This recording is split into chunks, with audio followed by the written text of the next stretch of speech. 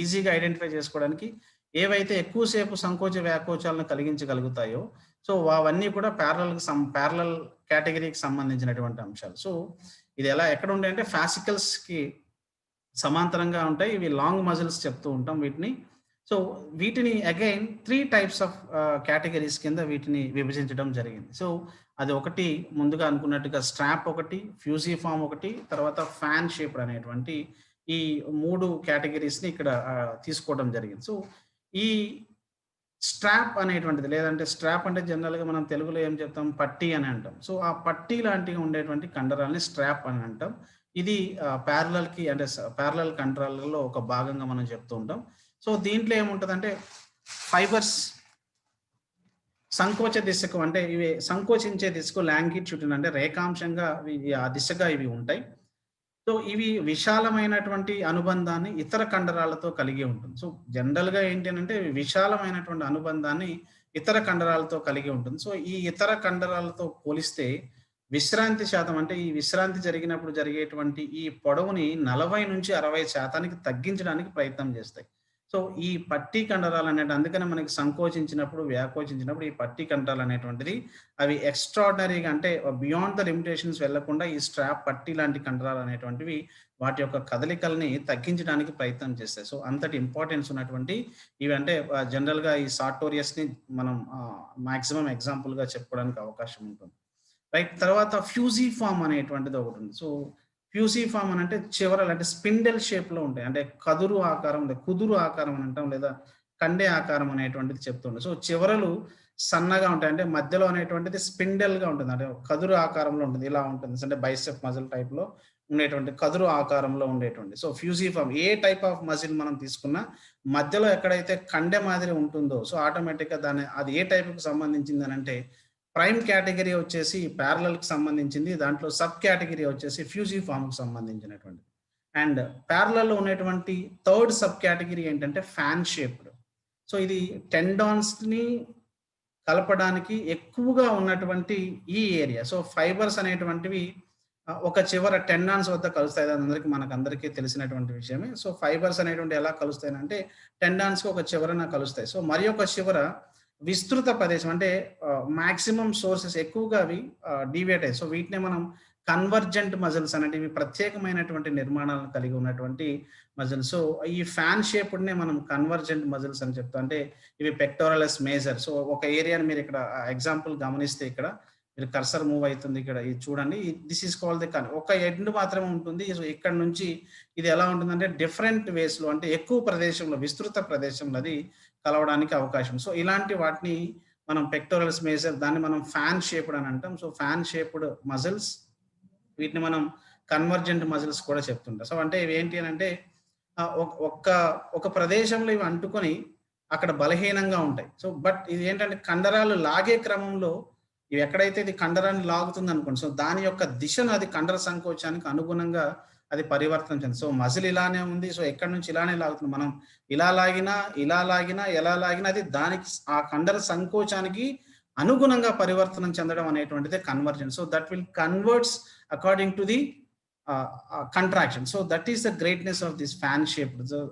So, ఈ fibres అనేటువంటివి అంటే ఒక దగ్గర ఒక ఎండ్‌లో కలుస్తాయి. బట్ డిఫరెంట్ ఎండ్స్ అనేటువంటిది చాలా స్ప్రెడ్ అయ్యి ఉంటుంది కాబట్టి దీన్ని ఫ్యాన్ షేప్డ్ దీని కింద మనం చెప్పుకోవడం జరిగింది. సో, ఈ రకంగా అంటే ఈ సర్క్యులర్ కానీ, ప్యారలల్ కానీ వీటికి సంబంధించినటువంటి ఈ 2 అంశాలతో పాటుగా నెక్స్ట్ ఏం డిస్కస్ చేస్తున్నామంటే పెన్నేట్ అనేటువంటిది ఒకటి పెన్నిఫార్మ్ కండరాలు లేదా పెన్నేట్ అనేటువంటిది సో, జనరల్‌గా మనం మాట్లాడాం. సో, పెన్నేట్‌ను పెన్నిఫార్మ్ మజిల్‌గా కూడా అని అంటారు. సో, ఇది టెండాన్‌కి ఆబ్లిక్ మనం ఆల్రెడీ చెప్పాం. మన డైరెక్షన్స్ ఎట్లా ఉంటాయంటే ఆబ్లిక్ వేలో ఉంటాయి. లేదా వాలుగా స్లాంటింగ్ పొజిషన్స్‌లో ఉంటాయి. సో, ఫాసికల్స్‌ని అమరి ఉంటాయి ఇవి కూడా. సో, ఇవి టెండాన్‌కి వాలుగా, ఫాసిక్యులస్‌కి అమరి ఉండేటువంటి ఈ నిర్మాణాల్ని మనం పెన్నేట్ కండరాలు. సో, ఇవి సాధారణంగా ఎక్కువ శక్తిని ఉత్పత్తి చేసేయడానికి అనుమతిస్తాయి. కానీ దీని యొక్క మూవ్‌మెంట్స్ ఎలా ఉంటాయంటే చాలా స్వల్పంగా ఉంటాయి. సో, ఈ పెన్నేట్ లేదా పెన్నిఫార్మ్ ఈ మజిల్ అనేటువంటిది ఆబ్లిక్ వాలుగా ఉంటుంది లేదా స్లాంటింగ్‌గా ఉంటది. ఇవి టెండాన్‌కి అమరి ఉంటాయి. సో, ఇవి జనరలైజ్డ్‌గా ఆలోచిస్తే ఇది ఎక్కువ శక్తిని ఉత్పత్తి చేయడానికి పనిచేస్తాయి. యాస్ వెల్ యాస్ అనుమతినిస్తాయి. కానీ చాలా తక్కువ కదలికలను కలిగి ఉంటాయి. సో, అంటే ఈ ఫోర్స్ జనరేటెడ్ యాక్సిస్‌గా మనం చెప్తూ ఉంటాం. ఈ పెన్నెట్ కండరాలని ఏ విధంగా చెప్తామంటే ఫోర్స్ జనరేటెడ్ యాక్సిస్.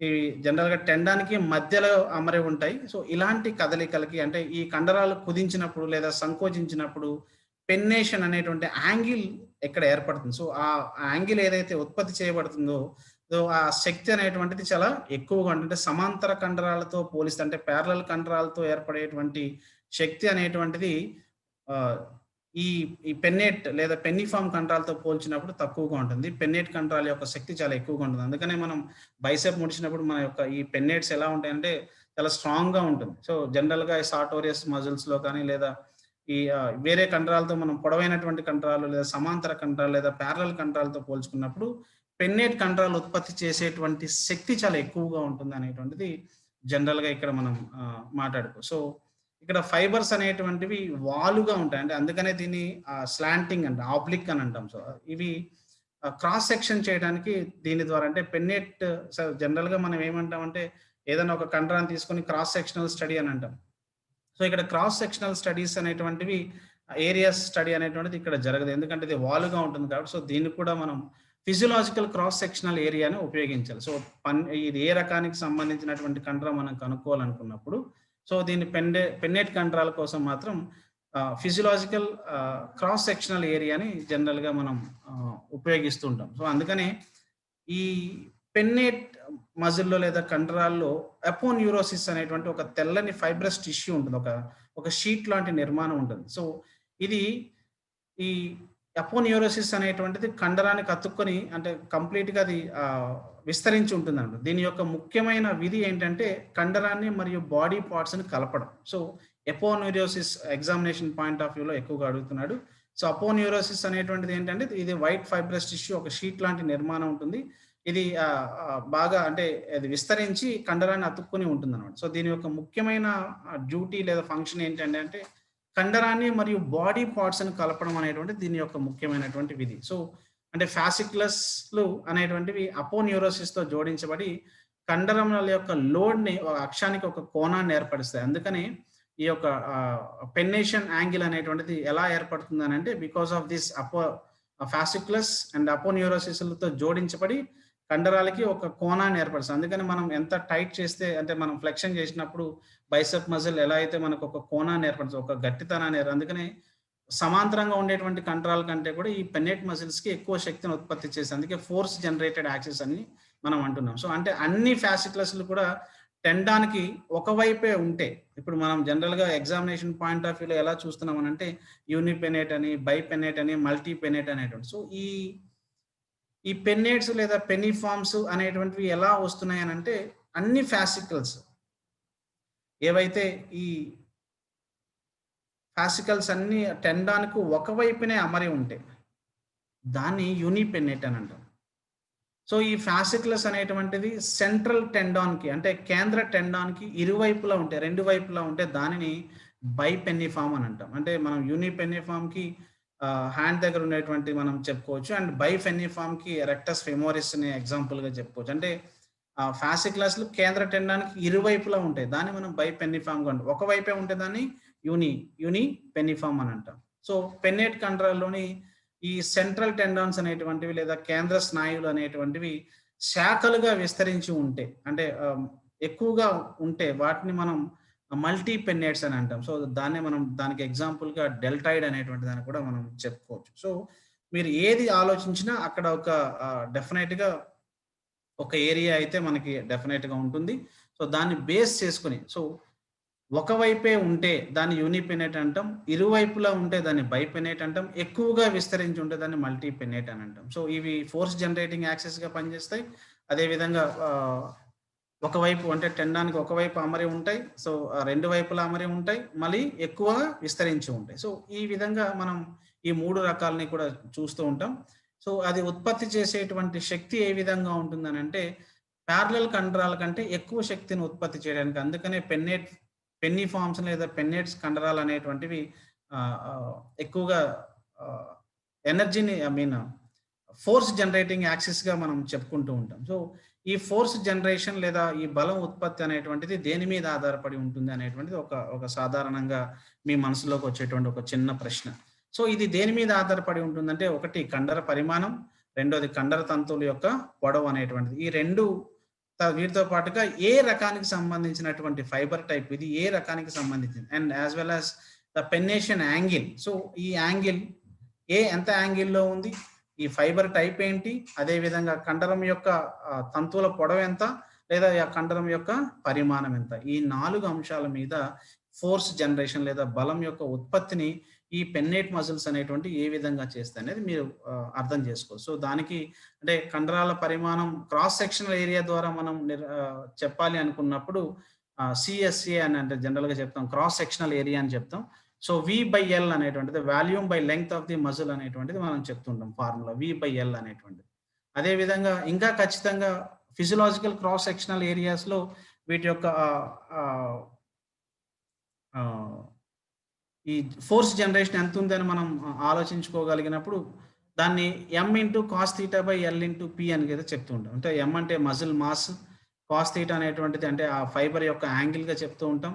L అనేటువంటిది ఫైబర్ లెంగ్త్‌గా చెప్తాం. P అనేటువంటిది మజిల్ డెన్సిటీగా చెప్తూ ఉంటాం. సో, ఇలా ఆ ఫార్ములాస్ అనేటువంటివి జనరల్‌గా ఉంటాయి. బట్ మనకు అంత దూరం అక్కడ వెళ్ళటానికి అవకాశం ఉండకపోవచ్చు. బట్ వేరస్ పెన్నిఫార్మ్ దాంట్లో ఉండేటువంటి టైప్స్ ఏంటి అనేటువంటిది ఎక్కువగా అడుగుతూ ఉంటాడు. సో, దాని మీద ఫోకస్ చేస్తే ఈ ఈ ప్యాటర్న్ వరకు పెద్దగా ప్రాబ్లమ్ లేదని నేను అనుకుంటున్నాను. సో, ఆల్రెడీ సర్క్యులర్ కండరాల గురించి కూడా మనం తీసుకున్నామంటే వీటికి మొఖం దగ్గర ఉండేటువంటిది కానీ గ్యాస్ట్రోఈసోఫేగల్ జంక్షన్స్ దగ్గర ఉండేటువంటిది, డ్యూడినల్ జంక్షన్స్ దగ్గర పైలోరస్ అనేటువంటి దాని గురించి కానీ, స్ఫింక్టర్ కండరాలు అంటే ముఖం దగ్గర నోటి దగ్గర ఉండేటువంటి స్ఫింక్టర్ కండరాలు అంటే సర్క్యులర్ అనేటువంటిది ఓపెన్. బాగా గుర్తుపెట్టుకోండి. స్ఫింక్టర్ అంటేనే నిన్న చెప్పినటువంటి యాక్షన్స్‌లో ఓపెన్ అవ్వటానికి ఉపయోగపడుతుంది. సో, ఆ ఓపెన్ అవ్వటానికి ఉపయోగపడేటువంటి ఎక్కడెక్కడైతే ఓపెన్ అయితాయో అవన్నీ కూడా స్ఫింక్టర్ మజిల్స్‌గా చెప్తాం. అవి గుండ్రంగా ఉంటాయి కాబట్టి వాటిని సర్క్యులర్ మజిల్స్ అని కూడా అవి చెప్తూ ఉంటారు. సో, ఈ వీటికి సంబంధించిన అంటే నోటి దగ్గర ఉండేటువంటిది ఓబిక్యులారిస్ ఓరిస్ అనేటువంటిది కానీ, లేదా కంటి దగ్గర ఉన్నటువంటి ఓబిక్యులారిస్ ఒక్యులి అనేటువంటివి కానీ జనరల్‌గా మనం ఎక్కువగా ఎగ్జాంపుల్స్ చెప్పుకోవడానికి అవకాశం ఉన్నటువంటి ఏరియా. అండ్ కంటి దగ్గర ఉండేటువంటి కండరాన్ని ఏమంటారు? లేదా నోటి దగ్గర ఉండేటువంటి కండరాన్ని ఏమంటారు? అనేటువంటిది మనకి ఎక్కువగా అడుగుతున్నటువంటిది. ఇప్పుడు ఆబిక్యులర్ అనేటువంటిది అంటే ఆబ్లిక్ అనేటువంటిది ఒకటి ఇస్తా అంటే స్లాంట్‌గా ఉండింటాయి ఇవి. మీరు బాగా గమనిస్తే సో, ఆ నేమ్ వైస్‌గా కూడా గుర్తుపెట్టుకోవచ్చు అంటే అవకాశం ఉంటుంది. Dilip next slide please. Dilip slide. Change చేశాను sir. Physical arrangement. Sir change చేశాను. రాలేదు డిస్ప్లే అవ్వలేదు దిలీప్. Okay sir. లేదు.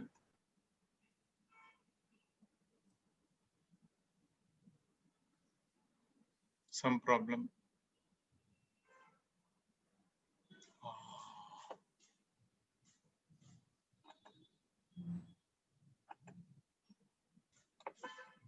బుక్ లింక్ నేను సెండ్ చేయడం కాదమ్మా, ఆల్రెడీ మీరు అక్కడికి వెళ్ళి తీసుకోవాలి. Veera royal Ammu book link already పెట్టేశాము. దాన్ని మీరు వాట్సాప్లో షేర్ చేస్తాను. లేదనంటే ఫిజికల్ ఎడ్యుకేషన్ వైకేకే మీరు కొడితే క్రోమ్లో వచ్చేస్తుంది మీకు. మోహన్ గౌడ్, అరుణరేష్,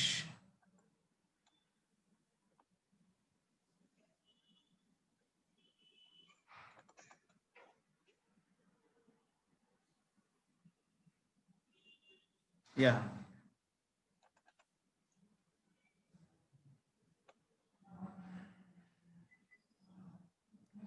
సో మనం ఆల్రెడీ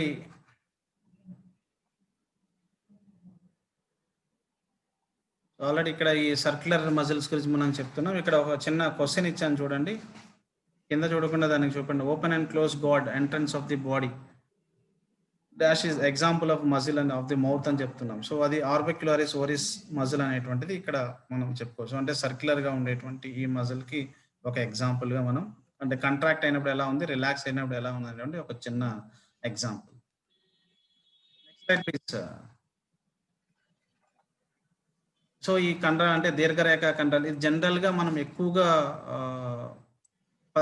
ఈ ప్రశ్నలు డిఎస్సి ప్యాటర్న్స్ లో చాలా ఎక్కువగా ఉపయోగపడుతున్నటువంటి క్వశ్చన్. సో దీర్ఘరేఖ కండరాలు అనేటువంటిది ఏంటివి అనేది ఈ క్రింది వాటిలో ఏది దీర్ఘరేఖ కండరంగా చెప్తాం అనేటువంటిది ఎక్కువగా అడుగుతూ ఉంటాడు. సో ఈ కండరాలు ఏవైతే పొడవుగా ఉంటాయో వాటిని, ఏవైతే రేఖలు కలిగి ఉంటే వాటిని రేఖా కండ. సో కండరాల గురించి మాట్లాడుతున్నా అవి కండరాలు. సో దీర్ఘరేఖ కండరాలు అనేటువంటివి ఇవి కండరాలు ఫ్లెక్షన్స్ కి తర్వాత ఎక్స్టెన్షన్స్ కి ఎక్కువగా ఉపయోగపడతాయి. And as well as the అంటే మనం పొట్ట యందు ఉన్నటువంటి రెక్టస్ అబ్డామినస్, తొడ యందు గల సార్టోరియస్, సో ఇలా ఎగ్జాంపుల్స్ గా చెప్పుకోవచ్చు. సో సార్టోరియస్ అనేటువంటి లాంగెస్ట్ మజిల్ అనేటువంటిది జనరల్ గా మనం చెప్తాం. వైడెస్ట్ మజిల్ గ్లూటియస్ మాక్సిమస్ అని చెప్తున్నాం. అదే విధంగా ఇలా డిఫరెంట్ ప్యాటర్న్స్ అనేటువంటివి ఇక్కడ ఉంటాయి. సో ఇవి స్ట్రైట్ అవే అందరూ చదివినటువంటివి.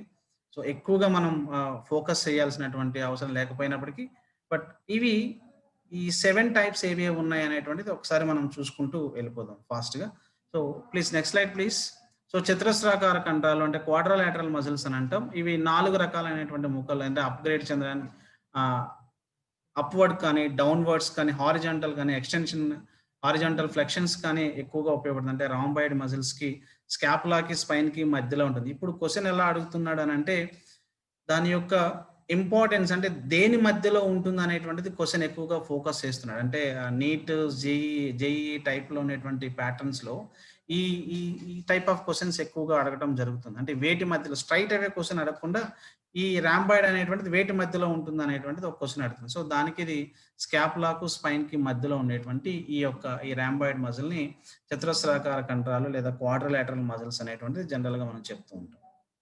Next slide please. So triangular pectoralis major అనేటువంటిది ఎగ్జాంపుల్, పెక్టోరలిస్ మైనర్, మేజర్ అనేటువంటిది మనకు అక్కడ ఉన్నటువంటి నామినిక్లేచర్ మనం ఎలా ఇస్తాను అంటే మనం చూసుకున్నాం. సో ఆ విధంగా మేజర్ అనేటువంటిది ఎక్కువగా ఉంటుంది కాబట్టి అక్కడ మేజర్ అనేటువంటి దాన్ని బల్లపరుపుగా ఉండి మరొక చివరకు విస్తరించి త్రికోణాకారంలో, సో డెల్టాయిడ్ ఏ విధంగా అయితే ఉందో సో ఆ విధంగా ఇవి త్రికోణాకారంలో ఉంటాయి కాబట్టి వీటిని మనం పెక్టోరలిస్ మేజర్ అనేటువంటిది అక్కడ ఇవ్వటం జరిగింది. సో ఈ కండరాలు అనేటువంటి బల్లపరుపుగా ఉంటాయి. ఒక చివరేమో ఒక దగ్గర లింక్ అయి ఉంటుంది, మీరు మరొక చివర అనేటువంటిది ఎగ్జాక్ట్ గా కంప్లీట్ గా విస్తరించి ఉంటుంది. రైట్, దిస్ ఇస్ బైసెప్ బ్రాచియోలి అని అంటే దాదాపు కండలాగా స్పిండిల్ ఆఫ్ ఫ్యూజిఫార్మ్ మజిల్స్ చెప్తూ ఉంటాం. సో ఇవి కండలాగా మధ్యలో లావుగా ఉండి చివరలు సన్నగా ఉంటాయి.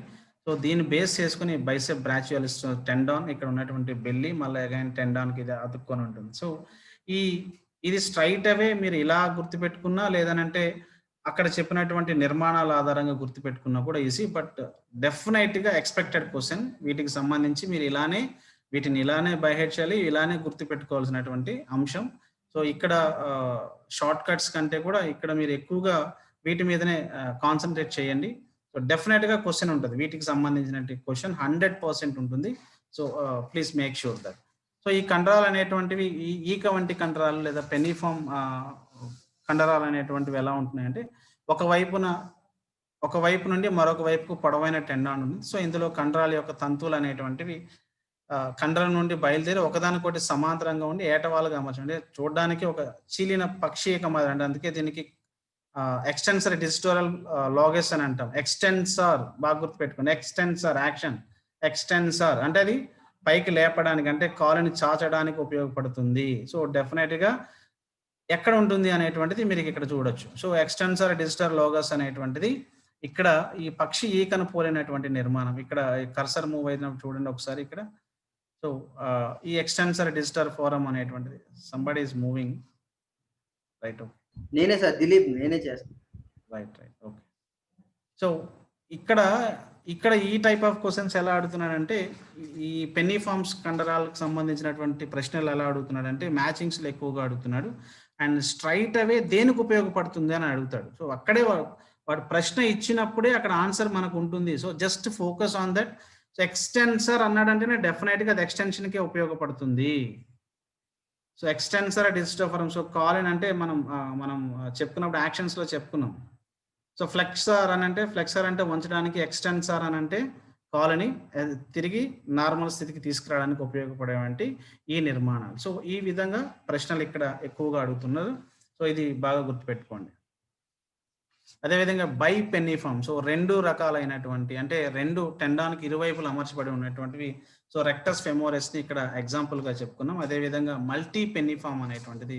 సో దీనిలో అనేక రకాలైనటువంటి టెండాన్స్ ఉంటాయి కాబట్టి అన్ని వైపులా అమరి ఉంటాయి కాబట్టి అంటే మనం ఎక్కువగా సర్క్యులేటరీ మోషన్స్ చేసేటప్పుడు అందుకనే డెల్టాయిడ్ మజిల్ మాత్రమే అన్ని రకాలైనటువంటి మోషన్స్‌ని మనకి ఇవ్వటానికి గమనంలో ఉపయోగపడుతుంది కానీ మిగతా ఏవి ఇక్కడ ఉపయోగపడదు. సో భుజంలోని డెల్టాయిడ్ అనేటువంటిది చాలా ఇంపార్టెంట్. సో 100% బైపెన్నిఫామ్, యూనిపెన్నిఫామ్ లేదా మల్టీ పెన్నిఫామ్ అనేటువంటి ఈ 3 క్వెషన్‌లో డెఫినిట్‌గా ప్రతి డిఎస్సిలో ఏదో ఒక క్వెషన్ 100% ఈ వర్గీకరణలో ఉంటుంది. So don't get any kind of confuse.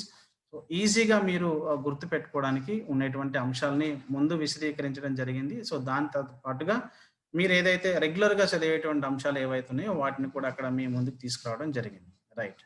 So ఇక్కడికి ఒక ఏరియా అయిపోయింది. So next little bit exercise ఫిజియాలజీలో కొంచెం అంటే కండర నిర్మాణానికి సంబంధించినటువంటి అంశాలతో పాటుగా లోపల ఏం జరుగుతుంది అనేటువంటిది మనం నడుస్తున్నాం, పరిగెడుతూ ఉంటాం. సో జనరల్‌గా ఈ టైప్ ఆఫ్ థింగ్స్ జరిగినప్పుడు చాలా ఎక్కువ మంది మాట్లాడుతున్నది ఏంటంటే స్లైడింగ్ ఫిలమెంట్ గురించి థియరీ గురించి డైరెక్ట్‌గా కాంట్రాక్షన్స్ అవి మనం మాట్లాడదాం. So before going to the sliding filament theory. So ఈ స్లైడింగ్ ఫిలమెంట్ థియరీ చెప్పుకోవడానికంటే ముందుగానే మనం ఈ అంశాల గురించి చాలా యాక్షన్ పొటెన్షియల్ అంటే సంభావ్యత, యాక్షన్ అంటే క్రియా సంభావ్యత అనేటువంటిది చాలా చాలా ఇంపార్టెంట్. సో అసలు ఏం జరుగుతుంది స్లైడింగ్ ఫిలమెంట్ థియరీ కంటే ముందుగా జరుగుతుంది. సో స్లైడింగ్ ఫిలమెంట్ థియరీ ఏం చెప్తామంటే డైరెక్ట్‌గా కంట్రాక్షన్స్ జరుగుతాయి, రిలాక్సేషన్స్ జరుగుతాయి అనేటువంటిది మనం అందరం మాట్లాడుకుందాం. సో ఆ కంట్రాక్షన్ ఎలా జరగాలి? సో కంట్రాక్షన్ అంటే మోటార్ న్యూరాన్ అంటే సెంట్రల్ నర్వస్ సిస్టమ్ నుంచి ఒక సిగ్నల్ రావాలి. అది ఆ సిగ్నల్ అనేటువంటిది డెండ్రైట్ రిసీవ్ చేసుకోవాలి. డెండ్రైట్ నుంచి యాక్సాన్‌కి వెళ్ళాలి. యాక్సాన్ నుంచి నెర్వ్ టెర్మినల్‌కి ఎండ్‌కి వెళ్ళాలి. సో నెర్వ్ ఎండ్ టెర్మినల్ దగ్గర నుంచి ఒక మోటార్ ఎండ్ యూనిట్ ఉంటుంది. ఆ మోటార్ ఎండ్ యూనిట్ దగ్గర నుంచి మనకు ఉన్నటువంటి జంక్షన్ సినాప్టిక్ క్లిఫ్ట్ ఉంటుంది. సో సినాప్టిక్ క్లిఫ్ట్ దగ్గర జరిగేటువంటి ఈ సార్కోప్లాస్మిక్ రెటిక్యులం ద్వారా ఆక్సిజన్ కాల్షియం అయాన్స్ అనేటువంటి రిలీజ్ కావాలి. అస్టైల్ కొరిన్ ద్వారా కాల్షియం అయాన్స్ అనేటువంటి రిలీజ్ కావాలి. సో అది రిలీజ్ అయినటువంటి దగ్గర సో అక్కడ ఒక జంక్షన్ ఏర్పడుతుంది. సో దాన్నే మనం మోటార్ న్యూరాన్ జంక్షన్స్ ఎంఎన్జి అని చెప్తాం. సో ఆ జంక్షన్ జరిగేటువంటి ఆ ప్రక్రియ అంటే కంట్రాక్షన్ జరగడానికంటే ముందుగా ఇంత ప్రక్రియ జరగాలి. ఆ ప్రక్రియ గురించి మనం ఇప్పుడు తెలుసుకుందాం. సో అంటే ఒక మజిల్ కంట్రాక్షన్ జరగడానికంటే ముందుగా ఒక స్లైడింగ్ ఫిలమెంట్ థియరీ మాట్లాడుకోవడానికంటే ముందుగా సో మనం ఈ యాక్షన్ పొటెన్షియల్ థియరీ అనేటువంటిది చాలా important. And most of the high standard examinations లో 100% ఈ ప్రశ్న అడుగుతున్నాడు. యాక్షన్ పొటెన్షియల్ థియరీ దాంట్లో ఉన్నటువంటి ఎన్ని మిల్లీ వోల్ట్స్ ఉంటాయి, సో ఎంత హైయెస్ట్ పొటెన్షియల్, పీక్ పొటెన్షియల్ ఎంత, రైజింగ్ పొటెన్షియల్ ఎంత, ఫాలింగ్ పొటెన్షియల్ ఎంత, రిఫ్రాక్టరీ పొటెన్షియల్స్ ఎంత, డీపోలరైజేషన్ ఎంత, సో రీపోలరైజేషన్ ఎంత, హైపర్ పోలరైజేషన్ అంటే ఏంటి, సో అబ్సల్యూట్ పోలరైజేషన్ అంటే ఏంటి, రిలేటివ్ పోలరైజేషన్ అంటే ఏంటి, ఇలా డిఫరెంట్ ప్యాటర్న్స్ లో క్వశ్చన్స్ అడుగుతున్నాడు. సో కొంచెం నెమ్మదిగా సో స్లైడింగ్ ఫిలమెంట్ థియరీ కంటే ముందుగా కూడా దీని గురించి మనం మాట్లాడుకుందాం. సో అసలు ఏం జరుగుతుంది action potential? Please stay over there please, previous slide please. So అంటే ఈ సెంట్రల్ నర్వస్ సిస్టమ్ నుండి, సో ఇక్కడ మీరు గమనిస్తే ఈ సెంట్రల్ నర్వస్ సిస్టమ్ నుండి మనకి సిగ్నల్స్ అనేటువంటివి మజిల్ ఫైబర్స్ కి జనరల్ గా కండర తంతువులకి చేరవేస్తాయి. సో ఆ సందర్భంలో యాక్షన్ పొటెన్షియల్ లేదా ఆ క్రియా సంభావ్యత అనేటువంటిది ఏర్పడింది. సో అసలు ఏంటి అనేటువంటిది బాగా గమనిస్తే మనకి ఈ న్యూరోమస్కులర్ జంక్షన్స్ అనేటువంటివి జనరల్ గా న్యూరాన్ అనేటువంటిది ఏంటంటే డెండ్రైట్ ద్వారా కమ్యూనికేట్ చేసుకుంటాయి. మనకు ఉన్నటువంటి న్యూరాన్స్ అన్ని కూడా డెండ్రైట్స్ ద్వారా ఇన్ఫర్మేషన్ గ్యాదర్ చేసుకుంటాయి. సో ఆ income signals actually receives from the dendrite. So అంటే మెదడు నుంచి వచ్చే ఆ సెంట్రల్ నర్వస్ సిస్టమ్ నుండి వచ్చేటువంటి అన్ని సిగ్నల్స్ ని పైన ఉన్నటువంటి ఇక్కడ మీరు గమనిస్తే ఇక్కడ ఉన్నటువంటి ఈ డెండ్రైట్స్ అనేటువంటివి వాటిని సిగ్నల్ ని గ్రహిస్తాయి. సో ఆ గ్రహించినటువంటి సిగ్నల్స్ ఎలా ఉంటాయంటే అవుట్ గోయింగ్ సిగ్నల్స్, అంటే ఎలా వెళ్ళాలి అవి, ఇక్కడ నుంచి ఇవి ఇక్కడికి రావాలి, ఇక్కడ నుంచి ఇవి ఇక్కడికి రావాలి. సో దీన్ని మనం యాక్సాన్ గా చెప్తూ ఉంటాం. So this is dendrite spot అని అంటాం. సో ఇక్కడ నుంచి ఇది ఇలా యాక్సాన్ ద్వారా ఈ నెర్వ్ టెర్మినల్స్ కి రీచ్ అవ్వాలి.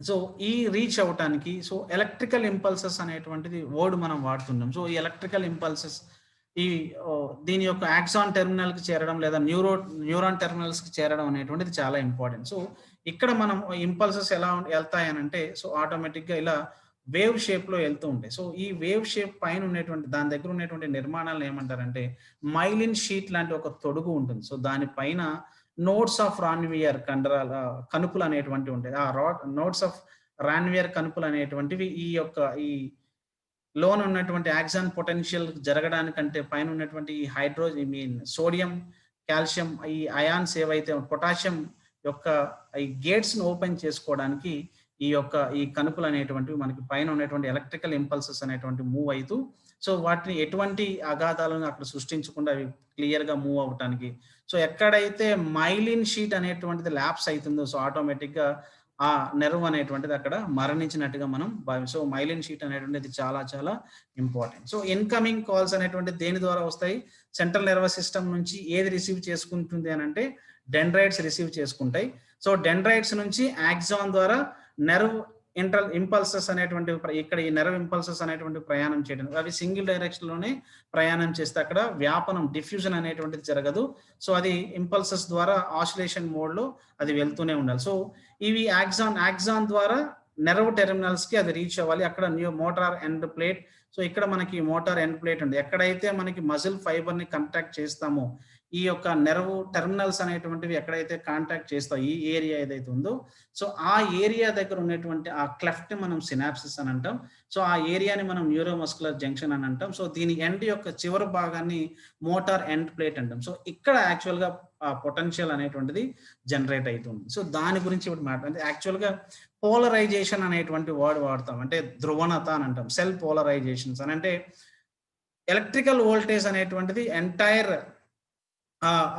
కణత్వచం మొత్తం అంతా సెల్ మెంబ్రెయిన్ మొత్తం అంతా ఈ ఎలక్ట్రికల్ వోల్టేజ్ అనేటువంటిది ఎలాంటిది లేకుండా ఉంటే దాని అంటే no electrical voltage across the cell membrane అనేటువంటి జనరల్ గా చెప్తూ ఉంటాం. సో దాంట్లో ఇంకా ముఖ్యంగా చెప్పుకోవాల్సినటువంటి అంశం ఏంటంటే రెస్టింగ్ పొటెన్షియల్ మెంబ్రెయిన్ అనేటువంటి రెస్టింగ్ మెంబ్రెయిన్ పొటెన్షియల్ ఆర్ఎంటీ అని అంటాం. సో అది -70 మిల్లీ వోల్ట్స్ గా ఉంటుంది. సో అది చాలా ఇంపార్టెంట్ అయినటువంటిది. సో ఎక్స్ట్రా సెల్యులర్ స్పేస్ అంటే బయట ఉండేటువంటి దాన్ని ఎక్స్ట్రా సెల్యులర్ స్పేస్ అంటాం. లోపల అంటే ఈ యాక్సాన్ లోపల జరిగేటువంటి దాన్ని మనం ఇంట్రా సెల్యులర్ స్పేస్ అనేటువంటిది లేదా ఇంట్రా సెల్యులర్ ఏరియా అనేటువంటి దాన్ని మనం ఏ విధంగా మాట్లాడుకోవచ్చు. సో ఈ ఎక్స్ట్రా సెల్యులర్ స్పేస్ అనేటువంటిది సోడియం అయాన్స్ తక్కువగా ఉంటాయి అండ్ ధనాత్మక పొటాషియం అయాన్స్ అనేటువంటివి సోడియం అయాన్స్ అనేటువంటివి ఎక్కువగా ఉంటాయి అండ్ ధనాత్మక పొటాషియం అయాన్స్ అనేటువంటివి తక్కువగా ఉంటాయి. సో ఇంట్రాసెల్యులర్ స్పేస్ నందు ఏముంటాయంటే అంటే సైటాజోల్ అంటే కణం లోపల ఉండేటువంటి ఈ ప్రాంతాలని మనం ఇంట్రాసెల్యులర్ స్పేస్ లేదా సైటోజోల్స్ అని అంటాం.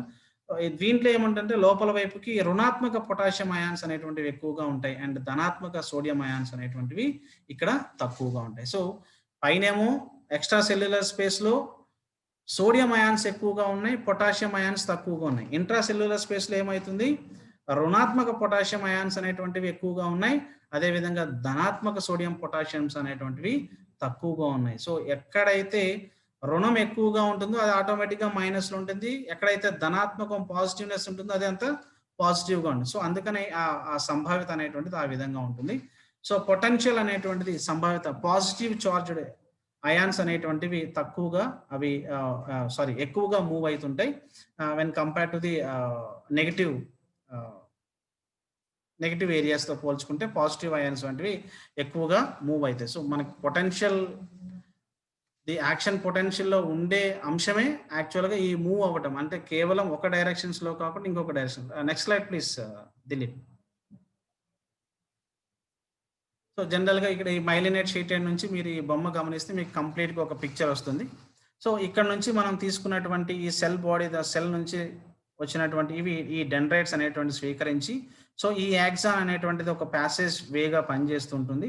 సో ఈ న్యూరల్ ఇంపల్సల్స్ అనేటువంటివి మైలిన్ షీట్ ద్వారా ఈ తొడుగు ద్వారా ఇవి బయటికి వెళ్ళి ఈ టెర్మినల్ బ్రాంచెస్ ద్వారా ఇక్కడ ఇవి రీచ్ అవుతుంది. So this is the concept of the entire this axon. So ఈ రాన్వియర్ నోడ్ మైలినేటెడ్ యాక్సాన్స్ అనేటువంటివి సూక్ష్మాంతరాలు. సో ఇవి జనరల్ గా ఇప్పుడు మనం మాట్లాడుకున్నటువంటి అంశాలే.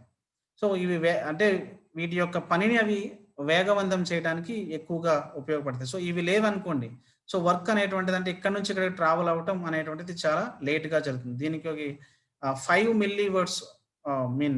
మిల్లీ సెకండ్స్ ని ఇక్కడ టైమింగ్ ఇస్తారు. అంటే ఒక యాక్సాన్ నుంచి మన నెక్స్ట్ యాక్టివిటీ జరగటానికి ఉన్నటువంటి యాక్షన్ పొటెన్షియల్ ఎంత ఫాస్ట్‌గా రియాక్ట్ అయితుంది అనేటువంటిది మనకి ఇక్కడ అర్థమవుతుంది. సో, అదే కార్డియాక్‌కి టైం ఎక్కువ తీసుకుంటుంది. కార్డియాక్ రెస్పాన్సెస్ అనేటువంటిది కొంచెం టైం ఎక్కువ తీసుకుంది when compare to the muscular. So, ఇది 5 మిల్లీ సెకండ్స్‌గా ఉంటే అది 30 మిల్లీ సెకండ్స్ కింద కంట్రాక్షన్ టైమ్స్ అనేటువంటిది. సో, అంత ఫాస్ట్‌గా ఇది మూవ్ అవ్వాల్సినటువంటి అంశం. So, next please. So, this is ఈ వేలో ఇలా మూవ్ అయితుంది. సో, ఇక్కడ ప్లస్ మైనస్ అయితుంది. సో, బయట ఉన్నటువంటి దాన్ని మనం ఎక్స్ట్రా సెల్యులర్ స్పేస్ అంటున్నాం. ఇక్కడ మైనస్ ఉన్నటువంటిది ఇంట్రా సెల్యులర్ స్పేస్ అని అంటాం. సో, ఎప్పుడైతే ఈ పాజిటివ్ ఉన్నటువంటిది నెగెటివ్ మారుతుంది, నెగెటివ్ అనేటువంటిది పాజిటివ్‌గా యాక్చువల్‌గా ఈ పోలరైజేషన్ లేదా ఈ పొటెన్షియల్ అంతా లోపల ఉండేది బయటికెళ్తే ఏమైతుంది, లోపల ఉండేది బయటికెళ్తే ఏమైతుంది, బయట ఉండేది లోపలికొస్తే ఏమైతుంది. ఈ కాన్సెప్ట్‌ల మీద మాత్రమే ఉంటుంది. ఇది కేవలం ఒక డైరెక్షన్‌లోనే మాత్రమే మూవ్ అయితుంది. సో, అగైన్ మళ్ళీ మనకి సెంట్రల్ నర్వస్ సిస్టమ్ అనేటువంటిది సిగ్నల్‌ని దీని ద్వారా ఇవ్వాలి. ఇక్కడికి యాక్టివిటీ అయిపోతుంది. ఇది మళ్ళీ వెనక్కి రావడం అది రాదు. సో, ఇక్కడ నుంచి వెళ్ళినది మళ్ళీ వేరే సిస్టమ్ దాన్ని అక్కడ వర్క్ చేస్తుంది. సో, ఈ విధమైనటువంటి ఈ పొటెన్షియల్ మనకి ఎందుకు దీని యొక్క ఇంపార్టెన్స్ ఏంటి అనేది ఇప్పుడు చూద్దాం. సో, ఇప్పుడు చూడండి మీరు అయాన్స్ అన్ని పాజిటివ్ అయాన్స్ అన్ని ఎలా వెళ్తున్నాయి, నెగెటివ్ అయాన్స్ అన్ని ఎలా వెళ్తున్నాయి. సో, ఇక్కడ ఈ ఏరియాని ఒక ప్లస్ ఒక మైనస్ అయిందని. సో, దీన్ని మనం లోకల్ కరెంట్‌గా కూడా చెప్పుకోవడానికి అవకాశం ఉంది. అంటే హైపర్ పోలరైజేషన్స్ జరిగేటువంటి ఆ సందర్భాల్లో మనం ఆ విధంగా చెప్పుకోవచ్చు. సో, రెస్టింగ్ మెంబ్రేన్ పొటెన్షియల్ గురించి ముందుగా మాట్లాడితే దీని యొక్క ఎలక్ట్రానిక్ వోల్ట్ ఎంత ఉంటుంది అనంటే -70 MV. చాలా చాలా important point. Resting membrane potential అంటే ఏంటి అనంటే, సో, ఆ మెంబ్రేన్ పొటెన్షియల్ అనేటువంటిది అండర్ రెస్ట్‌లో ఉంటుంది. సో, అది రెస్ట్ కండిషన్‌లో ఉన్నప్పుడు, ఎందుకు రెస్ట్ కండిషన్‌లో ఉన్నప్పుడు అది మైనస్‌లో ఉంది, why it is not up to the 0 level, అది ఎందుకు అనేది మళ్ళీ మీకు చెప్తాను. సో, ఇంట్రా సెల్యులర్ స్పేస్ అనేటువంటిది ఇంతకు ముందు చెప్పుకున్నట్టు ఎలా ఉంది, నెగెటివ్‌లో ఉంటుంది. అది బాగా గుర్తుపెట్టుకోవాల్సినటువంటి అంశం. సో, ఇక్కడ ఎలక్ట్రిసిటీ అనేటువంటిది ఫ్లో ఆఫ్ ఎలక్ట్రాన్స్‌గా మనం మాట్లాడుకోవాలి. అంటే ఎలక్ట్రిసిటీని డైరెక్ట్‌గా మనం కరెంట్ పెట్టి మాట్లాడటం లేదు. కేవలం ఫ్లో ఆఫ్ ఎలక్ట్రాన్స్‌గా మనం మాట్లాడుకోవాలి ఇక్కడ.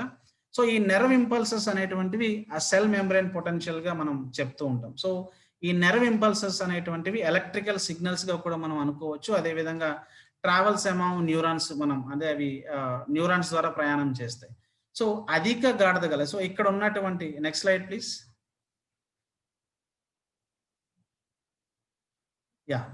So, this is called the membrane potential, resting membrane potential. So, ఇక్కడ ఉన్నటువంటి మైనస్లు అధిక గాఢత గల ఇవన్నీ సోడియం అయాన్స్, కింద ఉండేటువంటి ఇంట్రాసెల్యులర్ స్పేస్‌లో ఉండేటువంటి మైనస్ అంటే నెగెటివ్‌లో ఉండేటువంటి పొటాషియం అయాన్స్. సో, ఈ అధిక గాఢత కలిగిన sodium ions, high concentrated sodium ions అనేటువంటివి ఎక్స్ట్రా సెల్యులర్ స్పేస్ అంటే కణత్వచం వెలుపల ఉంటాయి. సో, ఇక్కడ మీరు అబ్జర్వ్ చేస్తే ఈ కర్సర్‌ని, సో, ఇవన్నీ సెల్ మెంబ్రేన్ బయట ఉన్నటువంటి అంశాలు. సో, ఈ సెల్ మెంబ్రేన్ అంటే ఎక్స్ట్రా సెల్యులర్ స్పేస్‌లో ఉండేటువంటి ఈ ఏరియాని కణత్వచం వెలుపల ఎక్స్టర్నల్ మెంబ్రేన్ ఉన్నటువంటి ఈ ఏరియాలో హై కాన్సంట్రేటెడ్ సోడియం అయాన్స్ అనేటువంటివి ఉంటాయి.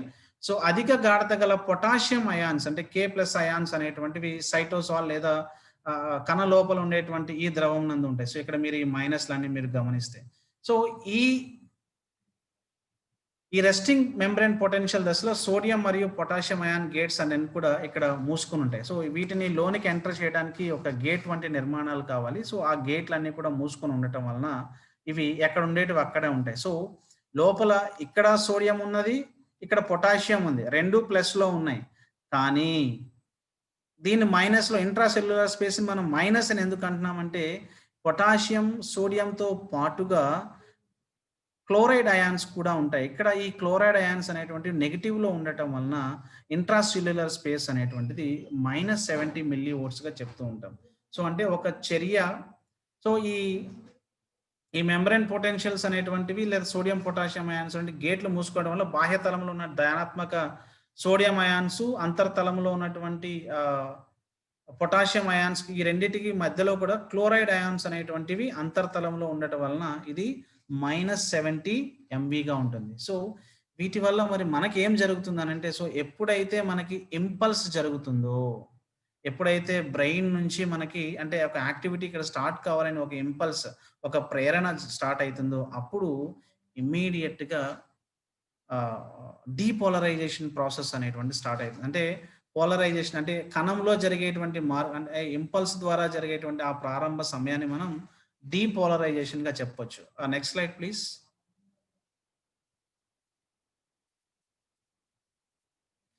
సో ఇక్కడ మీరు గమనిస్తే దిస్ ఈస్ ద గేట్స్. మీరు ఇలా గేట్స్ నుంచి సోడియం అయాన్స్ కానీ లేదనంటే ఇక్కడ నుంచి పొటాషియం అయాన్స్. సో ఎక్కడైతే బయట ఉండేటువంటిది కిందికి, కింద ఉండేటువంటిది బయటికి వెళ్ళిపోయేటువంటి సందర్భం డీపోలరైజేషన్స్ మనం చెప్తున్నాం, ఇప్పుడు మాట్లాడుతున్నాం.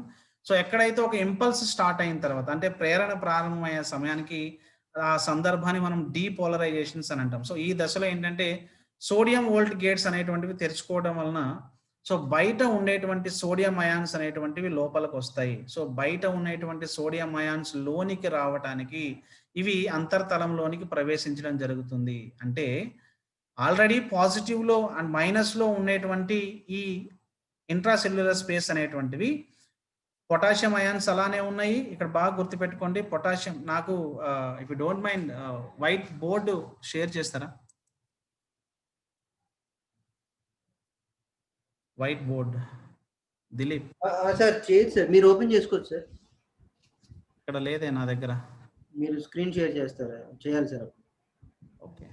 నేను స్క్రీన్ షేర్ చేయాలంటే ఎలా?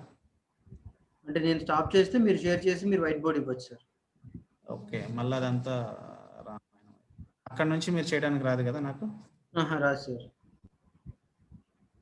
సరే ఓకే. ఇప్పుడు చేతులు కనబడుతున్నాయి కదా, నేను కనబడటం లేదు, మరి నేను ఉన్నానో లేదో నాకు ఐడియా లేదు, కానీ ఫేస్ ఇప్పుడు నా చేతులు కనబడుతున్నాయా లేదా? సో ఇలా ఇలా ఉంటుంది ఒక స్పేస్. ఇప్పుడు ఇదే ఇక్కడ మీరు కర్సర్ మూవ్ చేస్తున్నాను చూడండి, ఇక్కడ దీన్ని గుర్తుపెట్టుకోండి. ఇది సో ఇది ఈ పైన ఉండేదాన్ని మనం ఎక్స్ట్రా సెల్యులర్ స్పేస్ అంటాం, లోపల ఉండేదాన్ని ఇంట్రా సెల్యులర్ స్పేస్ అనేటువంటి చెప్తాం. సో ఎప్పుడైతే డీపోలరైజేషన్స్ అనేటువంటి ఈ ప్రక్రియ స్టార్ట్ అవుతుందో, సో ఈ డీపోలరైజేషన్స్ అనేటువంటి ప్రక్రియ ఏంటంటే ఇలా సోడియం గేట్ అయాన్స్ ఇలా ఉంటాయి. సో బయట ఉన్నటువంటిది సో కిందికి ఇది రావాలి. సో గేట్ ఇక్కడ ఉంటుంది మనకి. మనం ఇంట్లోకి రావాలంటే గేట్ ఒకటి అడ్డం ఉంటుంది కదా, సో అలా అడ్డం ఉంటుంది. సో గేట్ బయట నుంచి మనం ఇంట్లోకి రావాలంటే గేట్ తోసుకొని లోనికి రావాలి. సో అక్కడ ఏం జరుగుతుందనంటే సో సోడియం ఈ ఇంపల్సెస్ ద్వారా వచ్చినటువంటి ఈ sodium gated ions, sodium high concentrated sodium ions అనేటువంటివి సోడియం గేట్ కెనాల్ ద్వారా లేదా ఛానల్ ద్వారా ఇంట్రాసెల్యులర్ స్పేస్లోకి వస్తాయి. సో ఇలా ఇంట్రాసెల్యులర్ స్పేస్లోకి వస్తాయి. సో మనం ఆల్రెడీ రెస్టింగ్ మెంబ్రేన్ పొటెన్షియల్ ఏం చెప్పుకున్నాం, బయట వైపు ఉండేటువంటి పాజిటివ్ ఎక్కువగా ఉంటుంది, లోపల ఉండేటువంటిది మైనస్ ఎక్కువగా ఉంటుంది అని అంటున్నాం, అవునా? సో నెగిటివ్ ఎక్కువగా ఉంటుంది, పాజిటివ్ కణత్వచం బయట ఎక్కువగా ఉంది. సో బయట ఉండేటువంటి sodium ions, positive sodium ions అన్ని కూడా సో సోడియం గేటెడ్ ఛానల్ ద్వారా లోనికి వచ్చేస్తున్నాయి. సో లోనికి వచ్చేటప్పుడు ఏమవుతుంది అంటే ఒకటి వచ్చింది అనుకోండి, కొంచెం మైనస్ విలువ తగ్గుతుంది. సో 70 ఉండేటువంటిది 69, 50, 40 అంటే సోడియం అయాన్స్ వచ్చే కొద్దీ అది 30, 20 ఇలా పెరుగుతూ ఉంటుంది. సో ఇది అప్ టు 40 వరకు వెళ్తుంది. సో అంటే రిలీజింగ్ ఆఫ్ ఇలా గేట్స్ ఇలా ఉంటాయి, సోడియం గేట్స్ అనేటువంటి 1, 2, 3, 4 ఇలా ఉంటాయి. సో ఒక్కొక్క దాన్ని ఫిల్ అయిన తర్వాత ఈ గేట్ క్లోజ్ అవుతుంది. మళ్ళీ నెక్స్ట్ దానిలోకి సోడియం అయాన్స్ ఎంటర్ అవుతాయి, మళ్ళీ ఇక్కడ గేట్ క్లోజ్ అవుతుంది, మళ్ళీ ఇక్కడ గేట్ క్లోజ్ అవుతుంది. సో ఇలా సోడియం అయాన్స్ యొక్క ఇన్పుట్ ఎక్కువ అయ్యే కొద్దీ ఇంట్రాసెల్యులర్ స్పేస్ అనేటువంటిది మైనస్ నుంచి పాజిటివ్కి పెరుగుతూ ఉంటుంది. అంటే -70 రెస్టింగ్ మెంబ్రేన్ పొటెన్షియల్ వాల్యూ ఎంత చెప్పాం, -70 మిల్లీవోల్ట్స్ చెప్పాం. సో ఎప్పుడు సోడియం అయాన్స్ బయట ఉన్నప్పుడు. So sodium ions sodium gated channel ద్వారా లోనికి వచ్చినప్పుడు ఏం జరుగుతుందంటే ఈ మైనస్ ఉండేటువంటిదంతా నెమ్మదిగా ప్లస్లోకి వెళ్తుంది. సో నష్టాల్లో ఉండేటువంటి మనం ఎవరైనా మన షేర్ కొన్నారనుకోండి, మనం పాజిటివ్లోకి వెళ్తున్నట్టుగా సో ఇమ్మీడియట్గా కొంచెం మనం ఆ లాస్ నుంచి రికవర్ అయ్యి జీరోకి వస్తాం. సో ఈ ప్రాసెస్ని అంటే అప్ టు ఈ ఇంక్రీజ్ ఎంత జరుగుతుందంటే దాన్ని మనం రైజింగ్ ఫేజ్ అని అంటాం. సో డీపోలరైజేషన్ ఎప్పుడు కూడా రైజింగ్ ఫేజ్లో చెప్తూ ఉంటాం. సో దీనికి మధ్యలో థ్రెషోల్డ్ అనేటువంటిది వస్తుంది, అది మళ్ళీ చెప్తాను. అంటే మీకు రిఫ్రాక్టరీలో వచ్చినప్పుడు థ్రెషోల్డ్ గురించి చెప్తాను. సో జనరల్గా ఏంటంటే మినిమం అయాన్స్ అనేటువంటిది అంటే కంపల్సరీగా -70 మిల్లీవోల్ట్స్ అనేటువంటి ఇంట్రాసెల్యులర్ స్పేస్ ఉంటుంది. మినిమం యాక్షన్ పొటెన్షియల్ జరగటానికి -55 అనేటువంటిది కంపల్సరీ అవసరం. అది ఉంటేనే యాక్షన్ పొటెన్షియల్ జరుగుతుంది. సో దాన్ని మనం థ్రెషోల్డ్ అని అంటాం. సో అవసరమైనంత అయాన్స్ మనం అందించడాన్ని -55 వోల్ట్స్, అది కూడా one of the important area examination point of view. So ఎక్కడైతే ఈ -70 యాక్షన్ రెస్టింగ్ మెంబ్రేన్ పొటెన్షియల్ ఉందో ఈ మైనస్ నుంచి ఇది ఒక్కొక్క సోడియం అయాన్ లోనికి వచ్చే కొద్దీ మైనస్ విలువ కాస్త తగ్గుతూ ఇలా పైకి వెళ్తుంది. సో ఇది అప్ టు +40 వరకు వెళ్తుంది. So that is called the rising phase. So ఆ రైజింగ్ ఫేస్ కర్వ్ అనేటువంటిది ఇలా రైజ్ అవుతుంది. So that is called the depolarisations అని అంటాం. సో ఇలా వెళ్తే అది డీపోలరైజేషన్. సో ఆ పీక్కి వెళ్ళిన తర్వాత అది ఎప్పుడైతే దాని టాప్ లెవెల్ అంటే యాక్షన్ ఎగ్జాక్ట్ గా నేను దానికి అక్కడ సర్వ్ చేసి నేను అక్కడ అందించాను అనేటువంటిది ఎండ్ ప్లేట్ ఎప్పుడైతే గమనిస్తుంది, సో ఆటోమేటిక్ గా దాని యాక్టివిటీ అక్కడికి అయిపోతుంది. సో ఈ టైంలో ఏం జరుగుతుందంటే ఎక్కడైతే సోడియం అయాన్స్ అనేటువంటివి +40కి రీచ్ అవుతున్నాయో సో ఆటోమేటిక్ గా ఇక్కడ రిలీజ్ అయ్యేటువంటి ఆ సోడియం అయాన్స్ అనేటువంటి క్లోజ్ చేసేస్తుంది. అంటే గేట్ అనేటువంటిది ఆటోమేటిక్ గా మూసుకుపోతుంది. అంటే మనం మెట్రో ట్రైన్ ఎక్కినప్పుడు సెటన్ స్టిపులేటెడ్ టైం దాటిన తర్వాత ఆటోమేటిక్గా ఎట్లయితే గేట్లు అనేటువంటి మూసుకుపోతాయో సిమిలర్గా ఏంటంటే ఎప్పుడైతే ఇది -70 నుంచి +40కి వెళ్తుందో అంటే రెస్టింగ్ మెంబ్రేన్ పొటెన్షియల్ నుంచి థ్రెషోల్డ్ను దాటుకొని అంటే అప్ టు -55 అంటే మినిమం యాక్షన్ పొటెన్షియల్ జరగాలి అంటే -55 మిల్లీవోల్ట్ కంపల్సరీగా ఉండాలి. సో అదే సోడియం అయాన్స్ ఎక్కువగా లోపల ఉన్నప్పుడు ఆటోమేటిక్గా వీటి అవసరం లేకుండానే నెక్స్ట్ లెవెల్ రీచ్ అంటే యాక్షన్ పొటెన్షియల్ స్టార్ట్ అయింది, స్టిమ్యులేషన్ స్టార్ట్ అవుతుంది.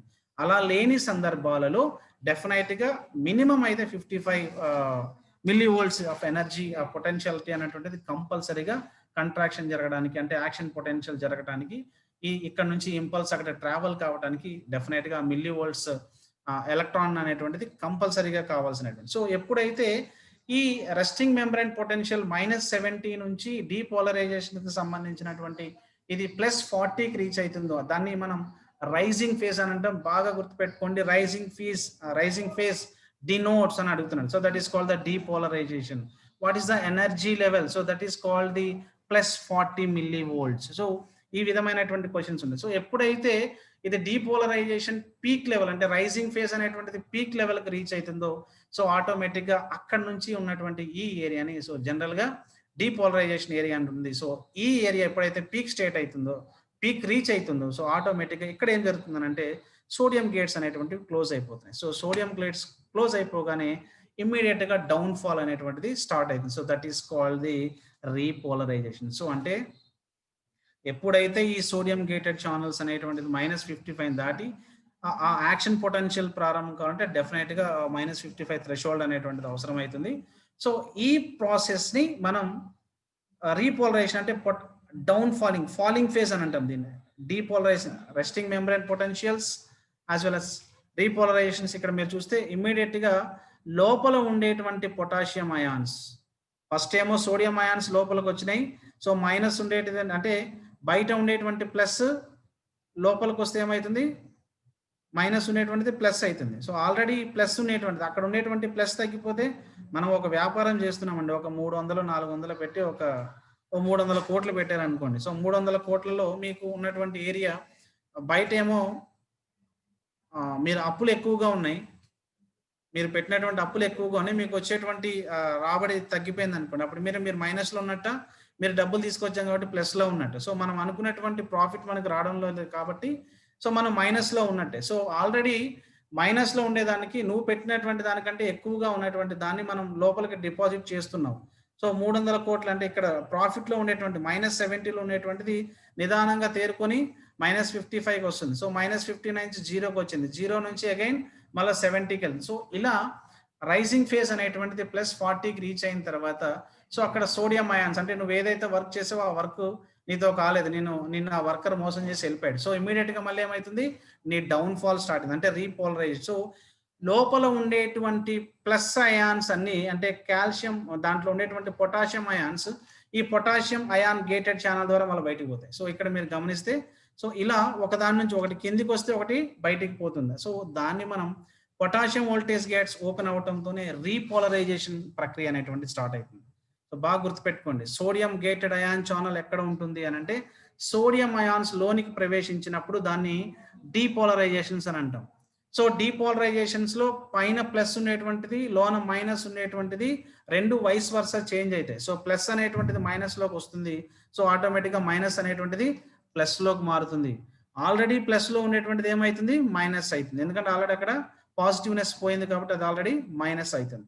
సో ఇక్కడ ఏం జరుగుతుందంటే డీపోలరైజేషన్ అయిపోయింది అక్కడికి. సో అది +40కి రీచ్ అయిన తర్వాత ఇమ్మీడియట్‌గా ఏం జరుగుతుందనంటే రీపోలరైజేషన్ అంటే ఫాలింగ్ స్టేట్ అని అంటాం. సో ఈ ఫాలింగ్ స్టేట్ అనేటువంటిది అక్కడ రీచ్ అయ్యేటప్పటికి ఏం జరుగుతుంది?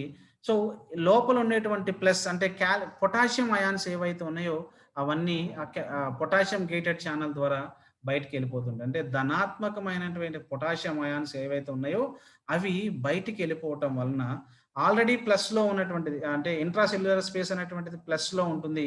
సో అది మళ్ళా అగైన్ ఏమైతుంది? మైనస్ అయితూ వెళ్తూ ఉంటుంది. సో దీన్నే మనం ఈ స్టేట్‌ని రీపోలరైజేషన్స్ అని అంటే పొటాషియం వోల్టేజ్ అనేటువంటిది ఆ గేట్ ఓపెన్ అవ్వడం ద్వారానే రీపోలరైజేషన్ ప్రక్రియ అనేటువంటిది ప్రారంభమవుతుంది.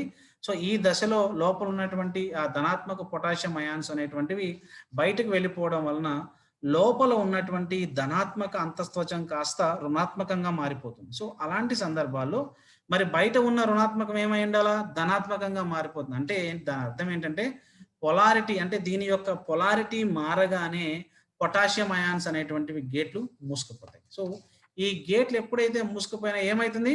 పొటాషియం అయాన్స్ బయటికి వెళ్ళిపోయిందంటే ఇక్కడ ఆల్రెడీ పాజిటివ్ ఉండేది నెగెటివ్ అయింది. నెగెటివ్ ఉండేది బాహ్య త్వచంలో ఉన్నటువంటిది పాజిటివ్‌గా మారిపోతుంది. సో ఈ సందర్భంలో అంటే మళ్ళా అగైన్ ఏ స్టేజ్‌కొచ్చింది? రెస్టింగ్ మెంబ్రేన్ పొటెన్షియల్‌లోకి వచ్చింది. అవునా?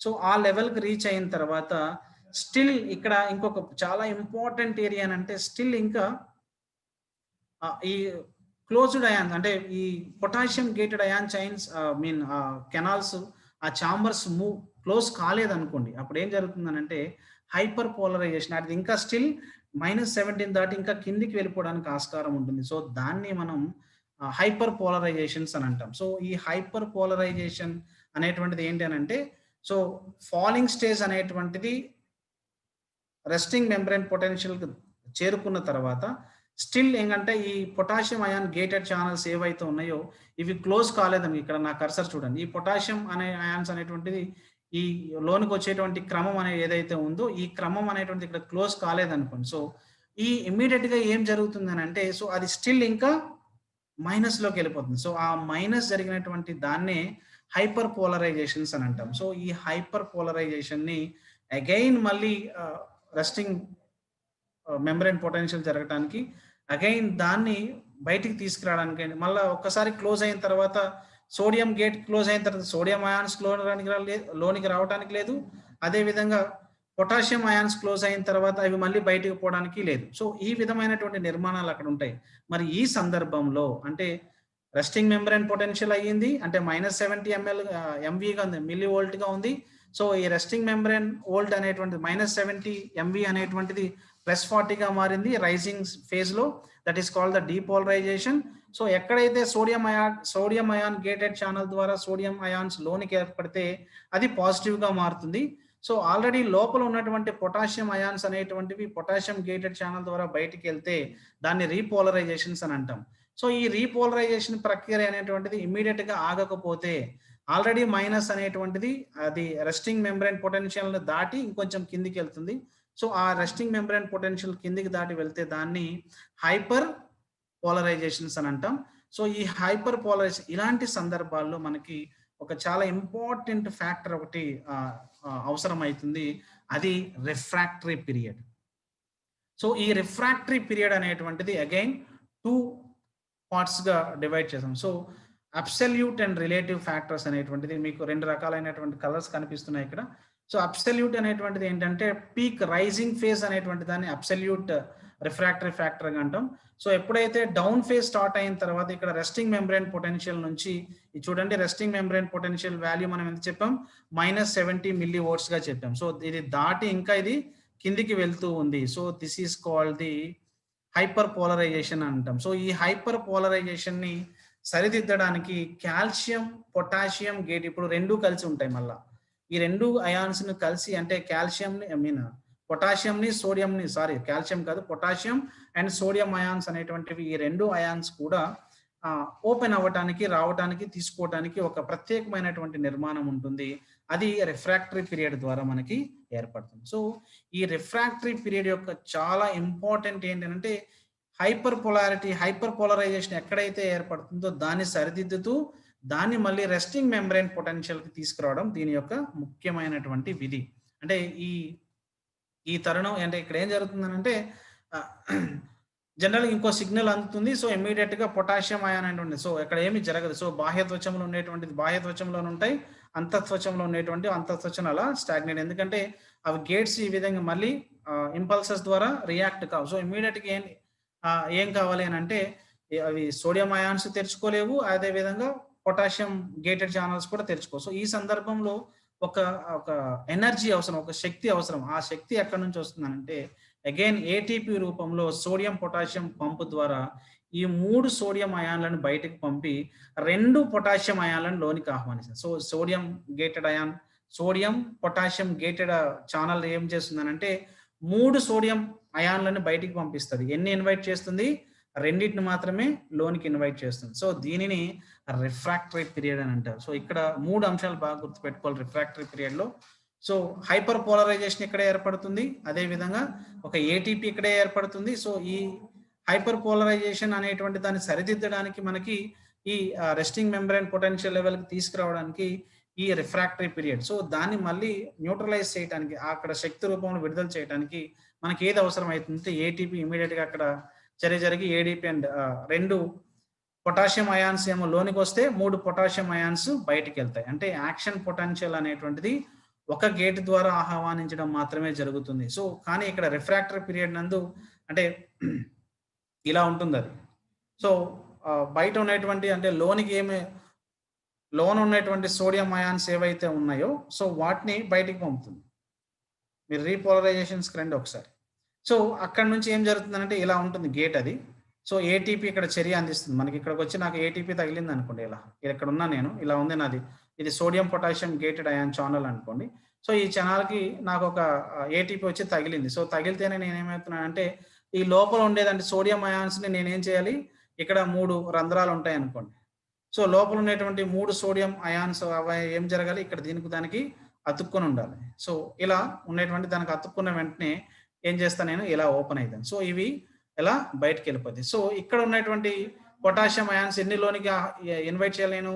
2 పొటాషియం అయాన్లని లోనికి ఆహ్వానించి. సో, బయట ఎక్స్ట్రా సెల్యులర్ స్పేస్‌లో ఉన్నటువంటి 2 పొటాషియం అయాన్స్ అనేటువంటివి దీనికి అతుక్కొని ఉంటేనే అగైన్ మళ్ళా నేను ఇలా ఓపెన్ అయింది. సో, ఈ విధంగా చర్య జరగటం అనేటువంటిది ఏం జరుగుతుందనంటే ఈ రెస్టింగ్ మెంబ్రేన్ పొటెన్షియల్ అంటే హైపర్ పోలరైజేషన్ జరిగిన తర్వాత అది ఎప్పుడైతే పాజిటివ్ అయాన్స్ అనేటువంటివి నిదానంగా పెరగడం స్టార్ట్ అవుతుంది. సో, ఆటోమేటిక్‌గా అది -70 దగ్గరికి అది రీచ్ అవుతుంది. సో, ఇక్కడ యాక్షన్ పొటెన్షియల్ అనేటువంటిది అంటే మొత్తం ఒకసారి మనం రీక్యాప్ చేసుకుంటే ఈ తరంగాల మీద అంటే వ్యాప్తి చెందిన దాన్నే మనం అక్కడ లోకల్ కరెంట్‌గా మనం చెప్తున్నాం. So,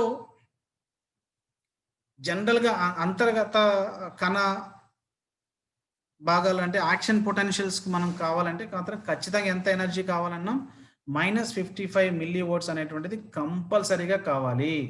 so, resting membrane potential ఎంత ఉంటుందనంటే -70 మిల్లీ వోల్ట్స్‌గా ఉంటుంది. సో, అంతకంటే అంటే అంతర్గత కణ భాగాల్లో యాక్షన్ పొటెన్షియల్ 100% జరగాలి అంటే -55 మిల్లీ వోల్ట్స్ డెఫినెట్‌గా కావాల్సిందే. దాన్నే థ్రెషోల్డ్ పొటెన్షియల్స్ అని అంటాం. సో, కావాల్సినన్ని సోడియం అయాన్స్ విడుదలైనప్పుడు థ్రెషోల్డ్ పొటెన్షియల్ మనం దాన్ని ఓవర్‌కమ్ చేసేసి ఇమ్మీడియేట్‌గా యాక్షన్ పొటెన్షియల్ స్టార్ట్ అయితుంది. ఇన్ కేస్ అలాంటి పరిస్థితి లేనప్పుడు మాత్రం డెఫినెట్‌గా యూ రిక్వైర్డ్ -55. సో, అంటే ఈ స్టిమ్యులస్ ఒకసారి మళ్ళా డీపోలరైజేషన్, రీపోలరైజేషన్ వాటి గురించి మాట్లాడుకుందాం. సో, స్టిమ్యులస్ ఏర్పడిన తర్వాత సోడియం గేట్స్ ఎత్తడం వలన సోడియం అయాన్స్ అనేటువంటి లోపలికి వస్తే విడుదల చేయబడతాయి. దాన్ని మనం డీపోలరైజేషన్స్ అని అంటాం. అంటే ఈ దశలో లోపలేమో పాజిటివ్, బయటేమో నెగెటివ్ ఉంటుంది. So, next slide please.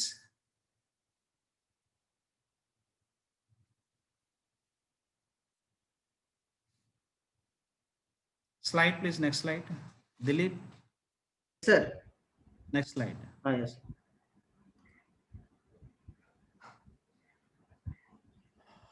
Okay.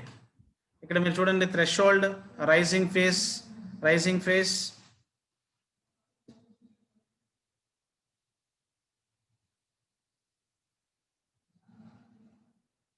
Click చేయండి దిలీప్. రెస్టింగ్ పొటెన్షియల్ దగ్గర నుంచి depolarisation, thresholds, rising phase, threshold పీక్లోకి వెళ్ళిన తర్వాత again falling phase. So, hyper polarisations మళ్ళీ నార్మల్ కండిషన్స్కి వస్తుంది రెస్టింగ్ పొటెన్షియల్. సో, సిమిలర్గా ఏంటంటే థ్రెషోల్డ్ తర్వాత డీపోలరైజేషన్ తర్వాత రీపోలరైజేషన్ తర్వాత రిఫ్రాక్టరీ కంటే ముందుగా హైపర్ పోలరైజేషన్. సో హైపర్ పోలరైజేషన్స్ అనేటువంటిది ఈ రిఫ్రాక్టరీ ఆర్ఎల్స్ దాన్ని మనం రెండింటి కింద డివైడ్ చేసుకున్నాం. సో ఈ రిఫ్రాక్టరీ పీరియడ్ ద్వారా హైపర్ పోలరైజేషన్స్ అనేటువంటిది మారుతూ ఉంటుంది. సో అది జనరల్ గా ఈ పిక్చర్ యొక్క ముఖ్యమైనటువంటి ఉద్దేశం. సో డీపోలరైజేషన్స్ అంటే ముందుగా అంటే యాక్షన్ పొటెన్షియల్ మెంబ్రెయిన్ అనేటువంటిది ముందుగా ఏం చెప్తున్నామంటే -70 మిల్లీవోల్ట్స్ ఉంటుంది. ఫస్ట్ బయట ప్లస్ మైనస్ ఉంటాయి. సో ఎప్పుడైతే డీపోలరైజేషన్ స్టార్ట్ అవుతుందో లోపల ప్లస్ అవుతుంది, బయట మైనస్ అవుతుంది. సో అది అప్ టు 30 మిల్లీవోల్ట్స్ లేదా అప్ టు 40 మిల్లీవోల్ట్స్ వరకు అది రీచ్ అవ్వడం జరుగుతుంది. సో ఎక్కడైతే అది రీచ్ అవుతుందో ఇమ్మీడియట్ గా సోడియం గేటెడ్ అయాన్స్ అనే ఛానల్ అనేటువంటిది లేదా కెనాల్ అనేటువంటిది అక్కడ దారిని మూసేస్తుంది. సో ఇమ్మీడియట్ గా పొలారిటీ మారుతుంది కాబట్టి, అంటే లోపల ధనాత్మక రుణాత్మక పొలారిటీలు మారాయి కాబట్టి, సో ఇమ్మీడియట్ గా సోడియం గేట్స్ అనేటువంటిది మూసుకొని పొటాషియం అయాన్ గేటెడ్ ఛానల్స్ అనేటువంటి ఓపెన్ అవుతాయి. సో పొటాషియం అయాన్స్ అనేటువంటివి బయటికి వెళ్తాయి. ఫస్ట్ బయట నుంచి లోనికి వచ్చింది సోడియం. సో రీపోలరైజేషన్ లో ఏమవుతుందనంటే లోపల ఉన్నటువంటి పొటాషియం అయాన్స్ అనేటువంటివి బయటికి వెళ్తాయి. సో ఇక్కడ ఆల్రెడీ పాజిటివ్ లో ఉండేటువంటిది మైనస్ అవుతుంది, మైనస్ లో ఉండేటువంటిది ప్లస్ అవుతుంది. ఎందుకని లోపల ఉండేటువంటి పొటాషియం అయాన్స్ బయటికి వెళ్తున్నాయి కాబట్టి. సో అంటే ఈ లోపల మరీ ఎక్కువగా మైనస్ అయింది అనుకోండి, అంటే -70 మిల్లీవోల్ట్స్ కంటే ఎక్కువగా ఇదైతే దాన్ని మనం హైపర్ పోలరైజేషన్స్ అని అంటాం, లేదా దాన్నే అండర్ షూట్ కరెంట్ అని కూడా చెప్తూ ఉంటారు. హైపర్ పోలరైజేషన్ అది అప్పుడు మర్చిపోయాను, అండర్ షూట్ కరెంట్ అని కూడా అక్కడ మనం అనుకోవచ్చు. సో అంటే ఈ సోడియం పొటాషియం పంపుల ద్వారా ఏటీపీ వినియోగించి రెస్టింగ్ పొటెన్షియల్ అనేటువంటిది పునఃప్రతిష్ఠిస్తుంది. సో ఈ సందర్భంలో ఎలాంటి యాడెడ్ యాక్షన్ పొటెన్షియల్స్ అనేటువంటివి మళ్ళీ అగైన్ పంపబడవు. కానీ రెస్టింగ్ పొటెన్షియల్ కు అది న్యూరాన్ అది రీచ్ అయ్యాక ఏమైంది, అగైన్ మళ్ళీ న్యూరాన్ ఫైర్ అవ్వడానికి సిద్ధంగా ఉంటుంది. అంటే ఒక్కసారి ఒక న్యూరాన్ అక్కడ నుంచి, అంటే సెంట్రల్ నర్వస్ సిస్టమ్ నుంచి డెండ్రైట్స్ రిసీవ్ చేసుకొని, ఈ డెండ్రైట్స్ రిసీవ్ చేసుకున్నటువంటి దాన్ని యాక్సాన్ ద్వారా ఇంపల్సెస్ ద్వారా మైలన్ షీట్ నుంచి ఆ ఇంపల్స్ అనేటువంటివి ఈ మజిల్ మోటార్ ఎండ్ యూనిట్ కి రీచ్ అయ్యేటానికి మధ్యలో జరిగేటువంటి ఇంత ప్రాసెస్. సో ఎందుకు అంత ఫాస్ట్ గా జరుగుతుంది అనేటువంటిది స్లైడ్స్ రావట్లేదు దిలీప్, స్లైడ్స్ రావట్లేదు చూడండి.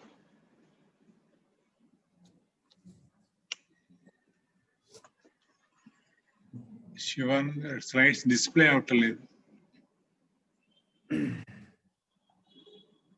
సో ఈ మొత్తం ఎంటైర్ ప్రాసెస్ అంతా ఏంటి అని అంటే యాక్షన్ పొటెన్షియల్, రెస్టింగ్ ఫేజ్ ఏంటి, రెస్టింగ్ మెంబ్రెయిన్ పొటెన్షియల్ ఏంటి, రెస్టింగ్ మెంబ్రెయిన్ పొటెన్షియల్ తర్వాత జరిగేటువంటి డీపోలరైజేషన్ అంటే థ్రెషోల్డ్ ఉంటుంది మధ్యలో. సో -70 MV, -55 కంపల్సరీ ఉండాలి మనకు యాక్షన్ పొటెన్షియల్ జరగాలనుకున్నప్పుడు. సో నెక్స్ట్ ప్రాసెస్ జరగాలని అంటే న్యూరాన్ ఫైర్ అయినప్పుడు ఆ ఫైర్ అయినటువంటి ఆ ఇన్ఫర్మేషన్ ని ఎగ్జాక్ట్ గా మజిల్ ఫైబర్ కి మనం అందించడానికి కావాల్సినటువంటి ఎనర్జీ. సో ఈ -55 థ్రెషోల్డ్ అనేటువంటిది అగైన్ మైనస్ పాజిటివ్ ఉండేటువంటిది మైనస్. అక్కడ నుంచి depolarization peak rising phase start అవుతుంది, దాన్ని మనం డీపోలరైజేషన్స్ అని అంటాం. సో డీపోలరైజేషన్స్ రైజింగ్ పోలరైజేషన్స్ జరిగిన తర్వాత అది అగైన్ పీక్ కి రీచ్ అయిన తర్వాత సోడియం గేటెడ్ ఛానల్స్ అనేటువంటి మూసుకుపోతాయి. సో ఈ సోడియం గేటెడ్ అయాన్ ఛానల్స్ మూసుకుపోయిన తర్వాత అగైన్ కిందిది పెట్టు. Next slide.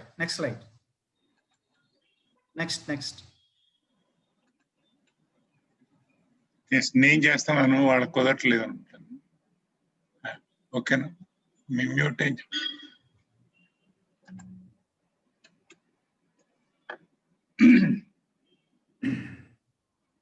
ఓకే, కళ్యాణ్ గారు. లేదు సార్, రాలేదు సార్. వచ్చింది, రాలేదా? వచ్చిందే, నాకు ఇంకా రాలేదు సార్.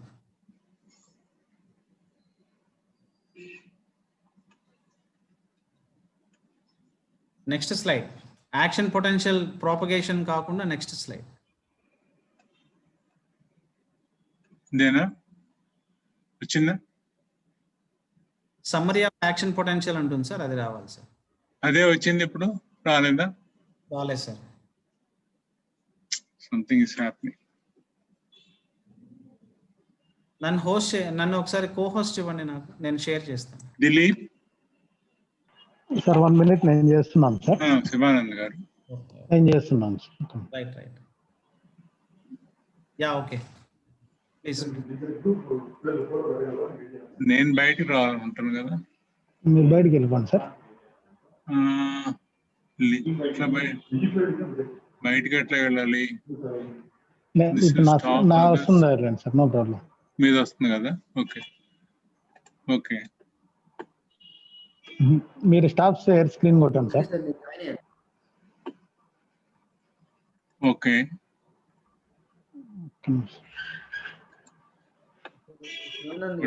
మీద వచ్చిందా? ఓకే.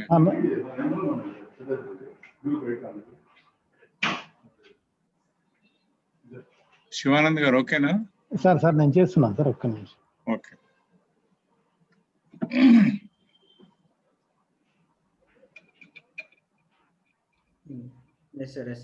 వెనక్కి రండి సార్, వెనక్కి రండి. ముందుకి ఇంకా స్టిల్ ఇంకా వెనక్కి.